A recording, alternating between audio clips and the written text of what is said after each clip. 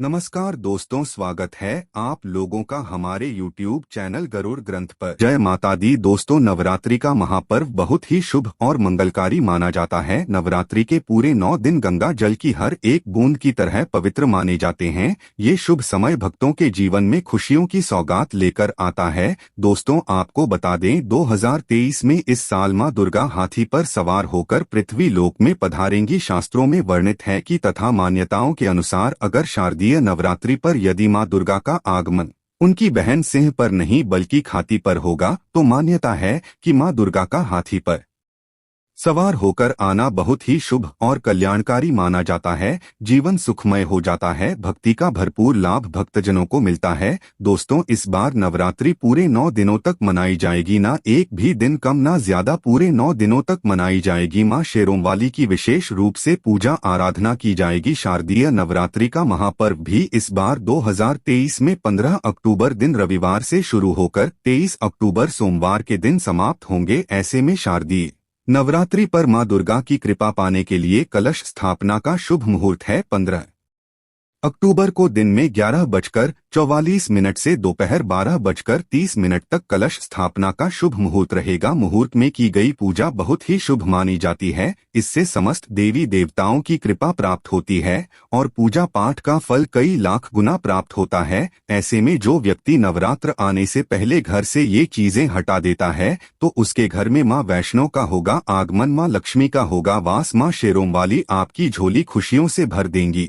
इसीलिए नवरात्र आने से पहले घर से ये चीजें फौरन हटा दें। दोस्तों, आज हम कुछ ऐसी ही गलतियों के बारे में जानेंगे जो अगर आपके घर में भी होती है तो मां लक्ष्मी कभी नहीं करती ऐसे घर में प्रवेश। फिर चाहे आप कितनी ही पूजा पाठ कर लो, मां लक्ष्मी ऐसे घर में कभी नहीं आती। ऐसे घर से देवी देवता भी हमेशा रहती हैं नाराज। दोस्तों, पूरी जानकारी को देखने के लिए इस वीडियो को अंत तक जरूर देखें। सच्ची श्रद्धा से कमेंट बॉक्स में लिखें हर हर महादेव, ओम नमः शिवाय। महादेव के लिए एक लायक तो बनता है। दोस्तों, सबसे पहले नवरात्रि के पहले कि मंदिर की अच्छी तरह से साफ सफाई कर ले। मंदिर के अंदर अगर पुरानी मालाएं हैं, टूटी फूटी मूर्तियां हैं, उसके साथ ही खाली माचिस के डिब्बे रखे हुए हैं तो उन्हें बाहर फेंक दे तथा टूटी मूर्ति को किसी नदी में प्रवाहित कर दें। घर में छोटे बच्चों को नवरात्रि का व्रत नहीं रखना चाहिए। इससे उनकी जान को खतरा हो सकता है क्योंकि इस व्रत में शरीर को अधिक शक्ति की जरूरत होती है। माता शेरोवाली की तस्वीर अगर कांच के फ्रेम की है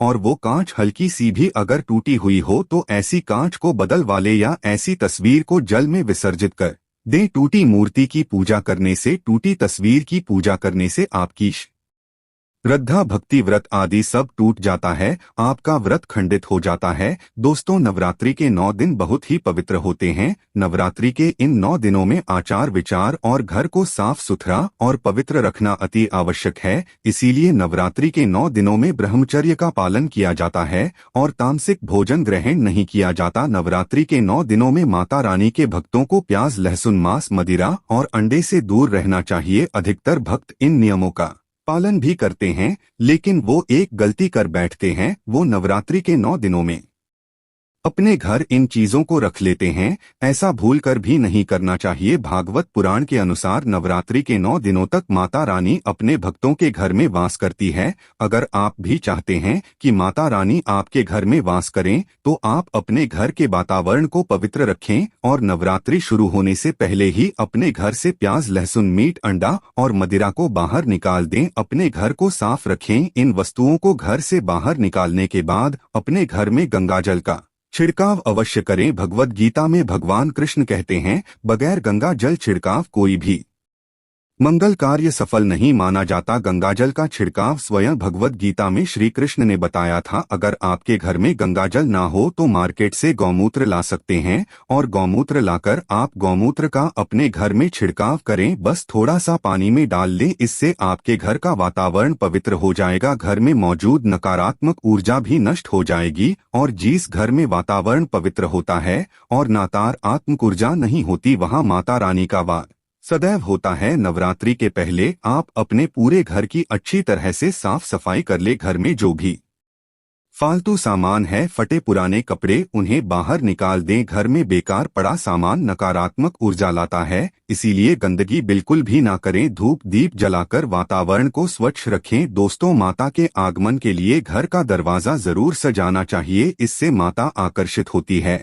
और घर के द्वार में प्रवेश करती है। मां के आगमन के लिए द्वार को फूलों से सजाना चाहिए। दोस्तों, कई लोग ऐसे हैं जो माता रानी की चौकी कागज बिछाकर बनाते हैं, जो कि बिल्कुल गलत माना गया है। माता की चौकी के लिए आप नीचे लाल कपड़ा ही बिछाएं, काला कपड़ा और सफेद कपड़ा भूलकर भी नहीं बिछाना चाहिए। ध्यान रखें, कपड़ा फटा भी नहीं होना चाहिए। दोस्तों, अगर आपके घर में देवी देवताओं की खंडित मूर्तियां या फटा हुआ चित्र अगर हो तो उसे किसी पवित्र नदी में विसर्जित कर दी, क्योंकि ऐसी मूर्तियां और चित्र दुर्भाग्य लाती है। देवी देवताओं की खंडित मूर्ति की पूजन ना करें और ना ही उन्हें घर में रखें, क्योंकि उन्हें घर में रखना बुरा माना जाता है। दोस्तों, वहीं अधिकतर लोग अपनी छत पर या अपने घर के मुख्य दरवाजे के आसपास कबाड़ इकट्ठा कर देते हैं।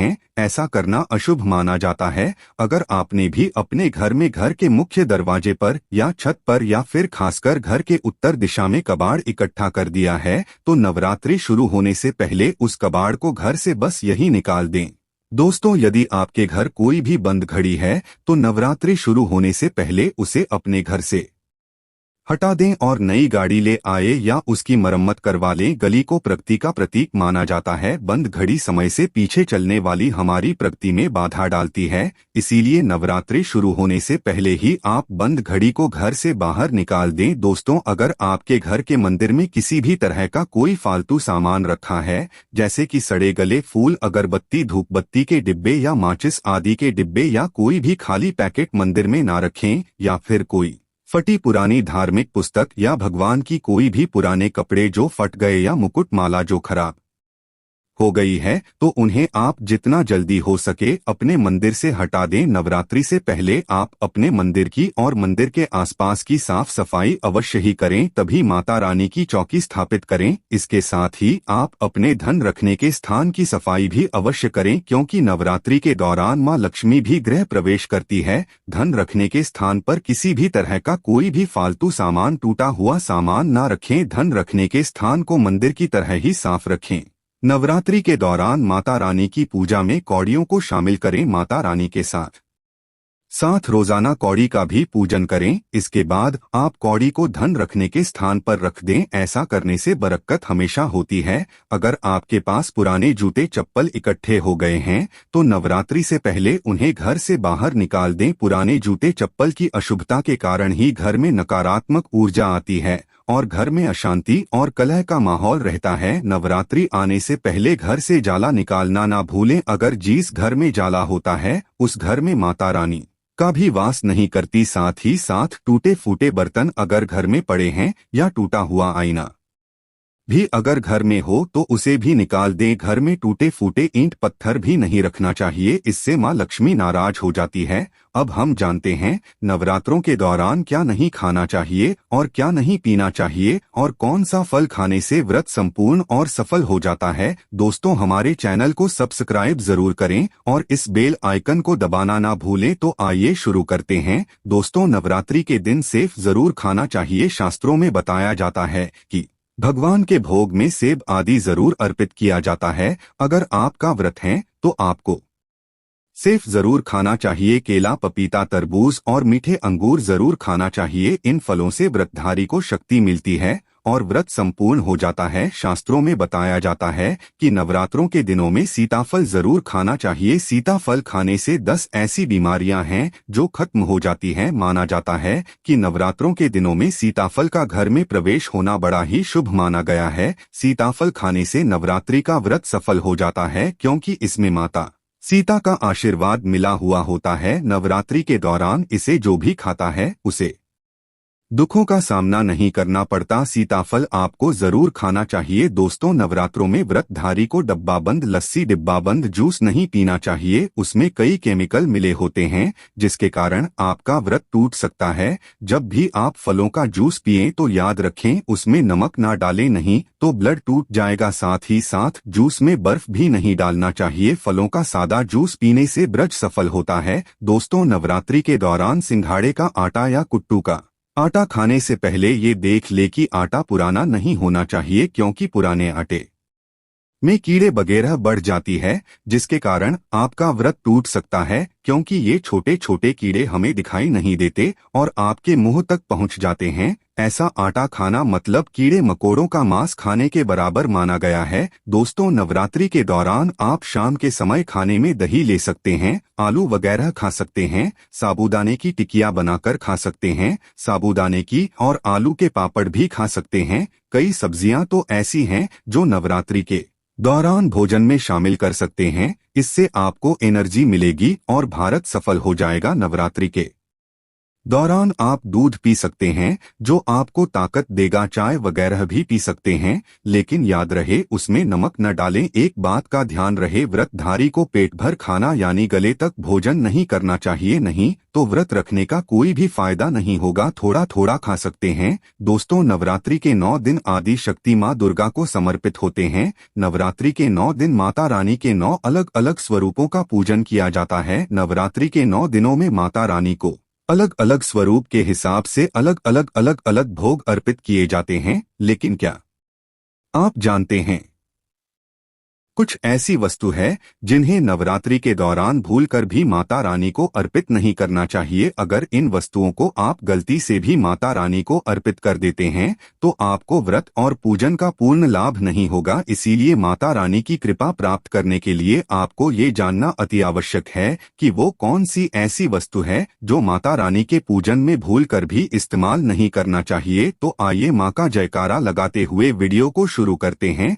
दोस्तों, नंबर 1, नवरात्रि के दौरान शादीशुदा महिलाओं को सफेद कपड़े पहनकर पूजा पाठ नहीं करना चाहिए, साथ ही साथ काले कपड़े भी नहीं पहनना चाहिए। इससे पूजा व्रत आदि खंडित हो जाती है। माता की चौकी जब आप लगाए तो उसके नीचे कागज नहीं लगाना चाहिए। माता की चौकी हमेशा लाल कपड़ा बिछाकर ही बनाना चाहिए। हमेशा याद रहे, नवरात्रों के इन 9 दिनों तक व्रतधारी को अपना आसन माँ की चौकी के आगे ही लगाना चाहिए और वहीं पर आपको सोना चाहिए। मंदिर को नवरात्रों के दौरान अकेला नहीं छोड़ा जाता, बहुत ही अशुभ माना जाता है। इससे दुर्गा माता नाराज हो जाती है और हमेशा के लिए चली जाती है। दोस्तों, नंबर 2, नारियल। हिंदू धर्म में नारियल को समृद्धि, धन, श्रद्धा और सम्मान का सूचक माना जाता है। नारियल को श्रीफल भी कहा जाता है। नारियल को सुख समृद्धि में वृद्धि करने वाला माना जाता है। नारियल तो हर मांगलिक कार्य में विशेष महत्व होता है। जैसे कि आप सभी जानते हैं कि माता रानी के कई मंदिरों में नारियल से बलि भी दी जाती है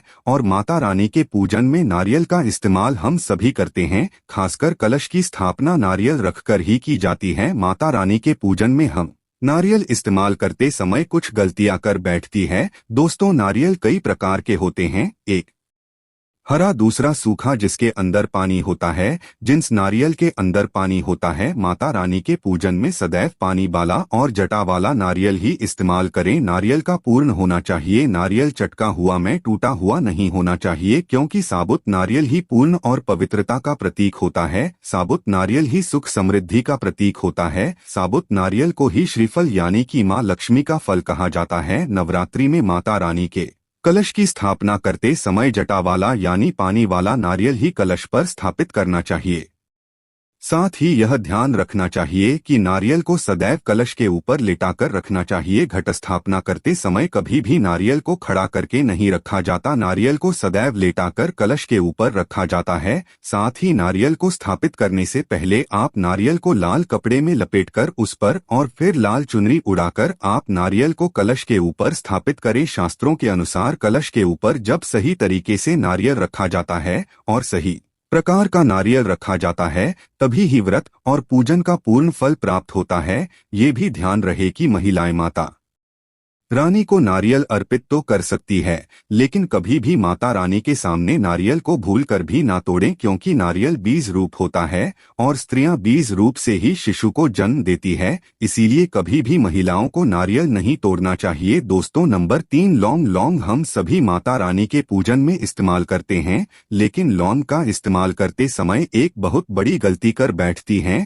हमेशा ध्यान रखना चाहिए कि माता रानी को सदैव फूल वाली लौंग ही अर्पित करना चाहिए। जिस लौंग के ऊपर फूल नहीं होता या फिर जिस लौंग के पीछे लकड़ी की डंडी नहीं होती, उसको आप माता रानी के पूजन में भूल कर भी इस्तेमाल ना करें। फूल वाले लोगों को ही पुण्य माना जाता है और माता रानी के पूजन में कोई भी अपूर्ण वस्तु, कोई भी खराब वस्तु या टूटे हुए अक्षत इस्तेमाल नहीं करना चाहिए। इसीलिए सदैव माता रानी के पूजन में फूल वाली लौंग का ही इस्तेमाल करें। दोस्तों, नंबर 4, तुलसी के पत्ते अर्पित नहीं करने चाहिए। माँ दुर्गा के पूजन में तुलसी पत्र का इस्तेमाल करना वर्जित माना जाता है। तुलसी पत्र के अलावा मामला भी माता रानी को अर्पित नहीं करना चाहिए और दुर्गा भी माता रानी को अर्पित नहीं करना चाहिए। दुर्वा भगवान श्री गणेश को अति प्रिय है। नवरात्रि में आप भगवान गणेश को दूर्वा अर्पित कर सकते हैं। भगवान विष्णु जी को तुलसी के पत्ते अवश्य अर्पित कर सकते हैं, लेकिन माता रानी को भूलकर भी तुलसी के पत्ते या दूर्वा अर्पित न करें। माता रानी को सफेद फूल भी अर्पित न करें। माता रानी को सदैव लाल रंग के फूल अर्पित करने चाहिए। लाल रंग के फूल माता रानी को अति प्रिय है। खासकर माता को गुड़हल और कमल के फूल अति प्रिय है। शास्त्रों में बताया जाता है कि घर में माता रानी की 2 या 3 मूर्तियां या फोटो नहीं होने चाहिए। इस बात का भी आप विशेष ध्यान रखें कि माता रानी के पूजन में कोई भी खंडित चीज इस्तेमाल ना करें। पंडित चीज जैसे कि चटका हुआ या टूटा हुआ दीपक या फिर अटका हुआ कोई बर्तन। साथ ही ये भी ध्यान रहे कि लोहे के और प्लास्टिक के बर्तन आप माता रानी के पूजन में इस्तेमाल ना करें, क्योंकि प्लास्टिक के चाइनीज बर्तन हड्डियों के पाउडर से मिलकर बनते हैं।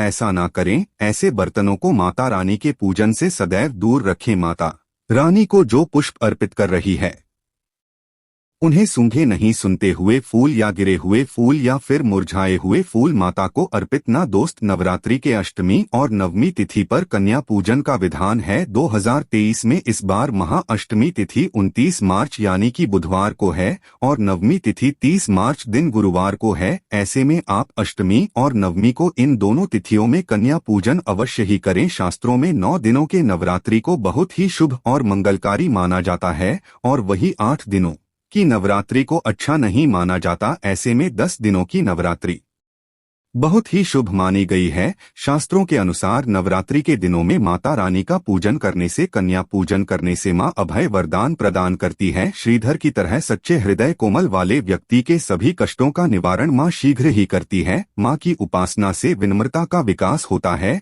सभी कष्ट, दरिद्रता, दुख, कष्ट नष्ट हो जाते हैं। नवरात्रि में माता रानी का व्रत और पूजन किया जाता है, लेकिन नवरात्रि के दौरान सबसे ज्यादा महत्व होता है कन्या पूजन का। दोस्तों, माना जाता है व्रत और उपासना से माता रानी इतना प्रसन्न नहीं होती है जितना कि कन्या पूजन से होती है। नवरात्रि में छोटी छोटी कन्याओं को माता रानी का स्वरूप माना जाता है। कन्याओं को भोग लगाया जाता है, उन्हें प्रसन्न किया जाता है और बदले में आशीर्वाद मांगा जाता है। कन्याओं को प्रसन्न करने के लिए गिफ्ट आदि उपहार वगैरह दिए जाते हैं। माना जाता है अगर कन्या को कोई भेंट दी जाए और वो उसे खुशी खुशी स्वीकार कर ले तो इसका मतलब है माता रानी अर्थात माता वैष्णो ने वो भेंट स्वीकार कर ली। जिन पर कन्याएं प्रसन्न होती है तो समझो उन्हें माता रानी का आशीर्वाद मिल गया और माता रानी की कृपा से उन्हें मुहमांगा वरदान प्राप्त होता है। नवरात्रि में 2 साल से लेकर 10 साल तक की कन्या का पूजन होना चाहिए। अष्टमी अथवा नवमी को कन्याओं के पैर धोकर भोजन कराना, उपहार आदि देना श्रेष्ठ माना जाता है। दोस्तों, कैसे करें कन्याओं का स्वागत? कन्या जब आपके घर आए तब सभी के पैरों को दूध और पानी से उनके पैरों को धुलाना चाहिए। फिर उसके बाद कन्याओं को किसी साफ जगह पर जमीन पर कपड़ा बिछाकर बैठ आना चाहिए। उनके माथे पर अक्षत, फूल और कुमकुम लगाना चाहिए। फिर उसके बाद भोजन ग्रहण करवाना चाहिए, लेकिन हमेशा याद रहे कन्याओं की थाली में 3 पूरियां कभी ना रखें, इसे शुभ नहीं माना जाता। 3 पूरियां तथा 3 रोटियां मरने वाले व्यक्ति के लिए निकाली जाती है और जेल में कैदियों के लिए दी जाती है। ऐसे में कन्याओं को उनकी थाली में 3 पूरी कभी ना दे, लेकिन 1-2 करके पूरियां दे सकती है। इससे 3 संख्या बढ़ जाती है। दोस्तों, कन्याओं को खाना खिलाने के बाद अंत में कन्याओं के सिर पर लाल चुन्नी उड़ाना चाहिए और भोजन में आपको खीर, पूरी, हलवा, चना तथा आलू की सब्जी, छोले वगैरह की सब्जी खिलाना चाहिए। पनीर आदि भी खिलाया जा सकता है, लेकिन भूल से भी लहसुन और प्याज का इस्तेमाल कभी ना करें, अन्यथा अनर्थ हो जाएगा। अक्सर कई लोग कन्याओं को कुरकुरे का पैकेट, चिप्स वगैरह का पैकेट खिलाते हैं,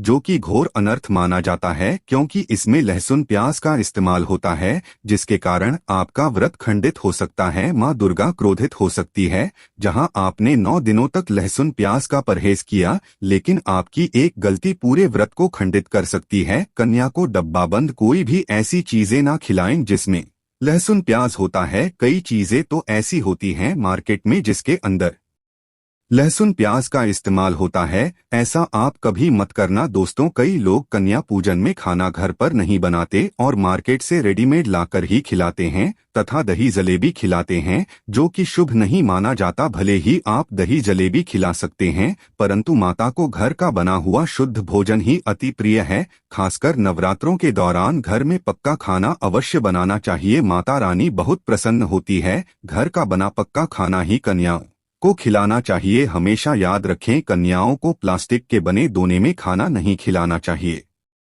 ऐसे बर्तन पूजा पाठ के लिए शुद्ध नहीं, अशुभ होते ही कन्याओं को हमेशा स्टील के बर्तन या पत्तों से बने बर्तनों में ही भोजन कराना चाहिए। बहुत ही शुभ माना गया है। दोस्तों, भोजन कराने के बाद कन्याओं की थाली में एक लौंग जरूर रखना चाहिए, क्योंकि लौंग देवी शक्ति तथा दुर्गा माँ को बहुत प्रिय है। लौंग माता शक्ति का प्रतीक होती है। लौंग में नवदुर्गा का वास होता है। इन 9 दिनों में माता रानी को लौंग का भोग ही लगाया जाता है, इसीलिए कन्याओं को थाली में चुपचाप एक लौंग जरूर रख दें। आपका भाग्य चमक जाएगा। माँ लक्ष्मी आपके जीवन में धन की कोई भी कमी नहीं होने देगी। आपको बता दें, कन्या को उपहार में क्या दे। कन्याओं को खुश करने के लिए उनकी थाली में दक्षिणा डालें, ताकि आपके घर में संपन्नता बनी रहे तथा धन की कोई भी कमी ना हो। कन्याओं को कोई सुंदर गिफ्ट दे सकते हैं। शास्त्रों में बताया जाता है कि कन्या जितना खुश होती है, माता रानी उतना ही जल्द फल की प्राप्ति प्रदान करती है। ऐसे में आप कन्याओं को चॉकलेट बॉक्स दे सकते हैं तथा खूबसूरत कपड़े दे सकते हैं। याद रहे, काले कपड़े ना दे और स्टील के बर्तन भी गिफ्ट के तौर पर दे सकते हैं। याद रहेगी, कन्याओं को लोहे का कोई भी सामान नहीं देना चाहिए। दोस्तों, जब कन्या अपने घर के लिए प्रस्थान करें तो उनके चरण जरूर छू लें और अपने मन में अपनी प्रार्थना को पूरा करें। सच्चे दिल से मांगी हुई मुराद माता रानी अवश्य ही पूरी करती है। दोस्तों, आप में से कौन कौन चाहता है माता रानी को अपने घर पर बुलाना, तो सच्चे दिल से कमेंट बॉक्स में लिखें, माँ हमारे घर जरूर पधारी। माता रानी के लिए एक लायक तो बनता है। जय माता दी।